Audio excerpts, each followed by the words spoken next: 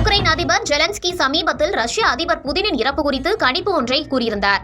இதற்கிடையில் புதினின் சொகுசு கார் ஒன்று தீப்பிடித்து எரிந்த சம்பவம் பரபரப்பை ஏற்படுத்தியுள்ளது.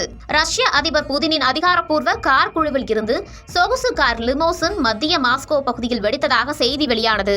இந்த சம்பவம் புதினின் பாதுகாப்பு குறித்து கவலைகளை எழுப்பியிருக்கிறது.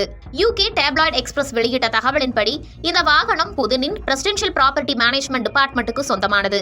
RS செனட்டான இதன் மதிப்பு 3,57,000 யூரோ ஆகும். அதாவது இந்திய ரூபாயில் இதன் மதிப்பு சுமார் 3 கோடி ஆகும்.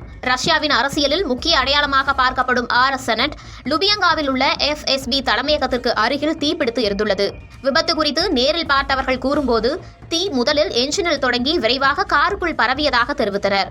எமர்ஜென்சி சர்வீஸ் வருவதற்கு முன்பு அருகிலுள்ள உணவகங்களைச் சேர்ந்த மக்கள் காரின் தீயை அணைக்கும் முயற்சியில் உதவிக்கு விரைந்தனர். வாகனத்தில் இருந்து கருப்பு புகை எழுவதையும் காரில் ஏற்பட்ட சேதத்தையும் வீடியோக்கள் மூலம் காண முடிந்தது. விபத்துக்கான காரணம் குறித்து தற்போது வரை தகவல் தெரியவில்லை. அதே நேரத்தில் யாருக்கும் காயம் ஏற்படவில்லை. புதினின் உடல்நிலை மோசமடைந்து வருவதாக வதந்திகள் பரவி வரும் நிலையில் நடந்து வரும் போரில் ரஷ்யா குறிப்பிடத்தக்க பின்னடைவை சந்திக்க நேரிடும் என்று உக்ரைன் அதிபர் ஜெலன்ஸ்கி சமீபத்தில் கூறியது பேசுபொருளானது.